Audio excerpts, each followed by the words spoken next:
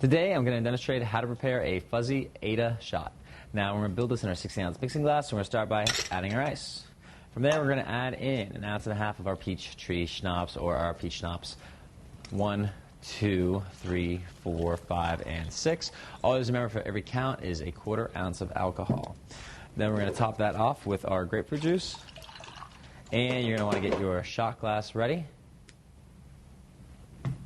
Combine your ingredients between your mixing glass and your tin. Shake. Give your tin a little tap. And strain directly into your shot glass. Just like so. And there you have your Fuzzy Aida.